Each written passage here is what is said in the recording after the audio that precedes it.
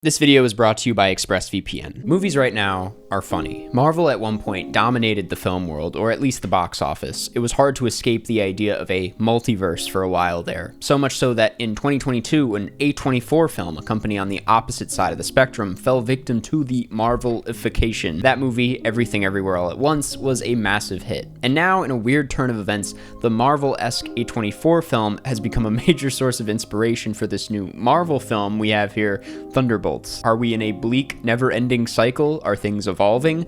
I don't know. But weirdly, it feels like this movie is trying to answer the same questions. Thunderbolts marks a new era for the MCU. It tells the story of a group of misfits who come together under strange circumstances and must embark into the deepest and darkest corners of their past. It's no secret to anyone familiar with this channel that I am not a Marvel fan. They've won me over in the past, yes, but these days especially, anything MCU related is a massive turnoff. At their worst, they're overly nerdy, a little douchey, bland, and very uninspired. Hell, my least favorite part of Sinners was the scene that felt like a cheesy Avengers-like group shot near the end. That's how deep my distaste for this company goes. If something reminds me of them, it's my least favorite part of the movie. So it says a lot that I did not hate this movie. In fact, I kinda liked it. And that is unsettling. Almost as unsettling as the fact that your internet provider is allowed to store logs of every website you've ever visited and can legally sell this data to anyone. Ew! And that's why I love this week's sponsor, ExpressVPN. ExpressVPN reroutes your internet connection through their secure servers so that your internet provider can't see or log what you do online. I personally value my privacy quite a bit. Like, I don't want people knowing I bought a ticket to this movie. And ExpressVPN has made me feel a lot more secure about my presence online. If you're on the go like myself, you want to get some work done at a cafe, you're more unprotected than you might realize. Hackers that are on the same unencrypted Wi-Fi network as you can easily steal your personal information. But with ExpressVPN, I've been able to get work done while enjoying my beverage without that worry. And that is because ExpressVPN uses best-in-class encryption that would take a hacker with a supercomputer billions of years to crack. That's crazy. Also, the coolest part is that you can access streaming service libraries from anywhere in the world by changing your location. It's really quite simple. I managed to save some money and give Seven a rewatch by connecting to India, and I even managed to catch The Godfather Part 2 on Netflix by connecting to South Africa. So what are you waiting for? Why are you watching this video? Find out how you can get 4 months free by scanning the QR code on screen or by clicking the link in the description, expressvpn.com/Karsten. As a Marvel hater, I did not hate Thunderbolts for a few reasons. For one, it does come from an authentic place. Does that mean it feels that way? We'll get to that in a second, but you can't deny that the emotions at the core of this film are very real. What do I mean by that? Listen, I really can't speak on behalf of everything coming out of Marvel these days, as I've seen close to none of it, but even in their prime, Marvel films have always felt laser focused on creating the most satisfying sequence possible and building out the universe to keep you coming back for more. I'd argue that's not just their mission, it's their entire appeal. The idea that you're gonna keep seeing these movies forever. I can't sit here and say there's no character development in these movies, as it's literally the opposite. They're all character development, but because it's coming less from a place of genuine curiosity and more so with laying things out in such a way that an action sequence hits particularly hard, I've struggled to ever really give a shit about these movies and the people in them. And post-Endgame, it's harder than ever to care about these people. Basically, while they're still active as hell, things are not hitting the way they did years ago for both fans of Marvel and certainly for general film fans. And when you look at the film industry, the box office, the cultural landscape, you gotta wonder if people still want Marvel in their lives, or if they still love it the way they used to. Thunderbolts, both inside and out, is tasked with this, getting people to fall in love with this format again. If it means promoting it using A24, calling it a badass indie to break down those big corporate expectations, they'll do it, clearly. The emotions here literally mirror those of the company, those emotions being a sense of boredom and aimlessness, a desire to find that spark again. I would also feel as depressed and as bored as Pugh's character if I was a Marvel fan who keeps getting served the same slop over and over again. The film essentially makes it clear off the bat that they know how this fan base feels, so let's stop talking about the problem. What is the solution the film pitches? It's the solution that, in my opinion, was simply enough, but not the most exciting direction. I'm not going to drift into what is apparently spoiler territory, but they aren't exactly subtle about trying to build these guys up as the new leaders of a new era of Marvel, whether that be a new version of the Guardians of the Galaxy or the new Avengers, them being self-aware misfits, each with distinct backgrounds, they're perfect for this role, and it works. I like the Thunderbolts as a group.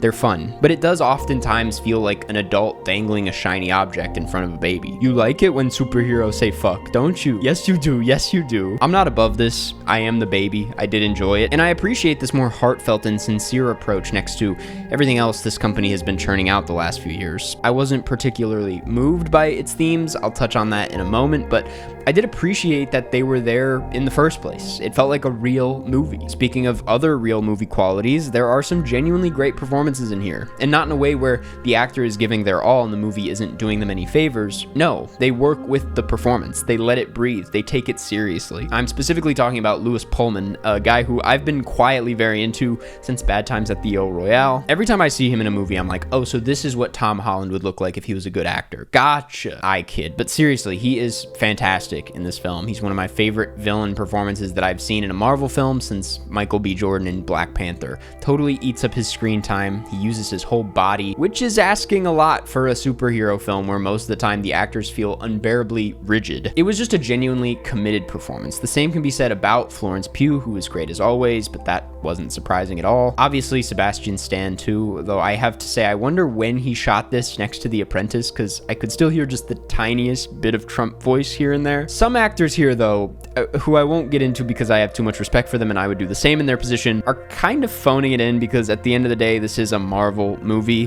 Feels very paycheck vibe, but you can feel that disinterested energy most of the time, and if they don't really care, why should I care?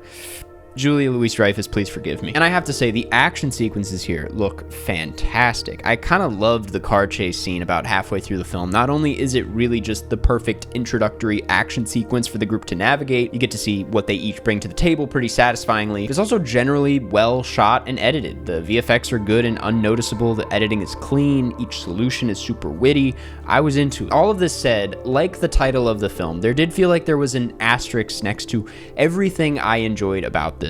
I was enjoying myself, but next to it all, or more accurately, lurking beneath it all, was the sense of desperation that made everything feel just a little disingenuous. It did come from an authentic place, but it doesn't feel that way at all. It more so feels like it's really trying to win you back. I don't doubt many people, some of you probably, will be moved by this and find comfort in how it explores mental health, bipolar disorder, all that jazz, and that is great. Again, better than shameless, smug nihilism that I'm used to, but when the film is constantly talking about its company's own aimlessness and constantly building itself up as the next era, your next thing to obsess over, I struggled to take these attempts at winning over my heart seriously. It feels very much like it was made in a lab. I mean, the trailer, as much as it's poking fun, is pretty blunt about how this is trying to match that indie energy, the kinds of movies people nowadays really connect with. This movie wants to be that so badly, and instead of earning it, they adopt the aesthetics of those films. It has an indie vibe, as Pugh said herself, but obviously it's the furthest thing from an independent film. That doesn't mean it's a bad movie per se, or that it can't be valid in anything it's saying, but in my opinion, you can't be so overt about this needing to be a hit to keep this franchise alive, whilst also attempting to deliver a genuine and heartfelt message about mental health. It's a shame because, like I've said many times, I think this does come from a genuine, fascinating point of view, a franchise in shambles trying to find its purpose, and I think it explores that in an interesting way, but because it's so hell-bent on trying to be the new hit, on trying to have an indie vibe, I can't take any of it seriously. At a certain point, not all the time, it really does feel a bit like there's a shiny object being dangled in front of me. All of that said, though, I still walked away enjoying this. It is trying really hard to win people back, to capture that OG Marvel swag. And guys, that's a good thing. I like when a movie tries. There is a real sense of craftsmanship here, especially in the final sequences. The absurd amount of resources Marvel has access to get put to good use here. Actors look like they're in the same room. The score is pretty beautiful at times. And perhaps most importantly, I had fun. That's what these are all about at the end of the day. So thanks for watching. Go watch Thunderbolts and form your own opinion, and I'll see you in the next one.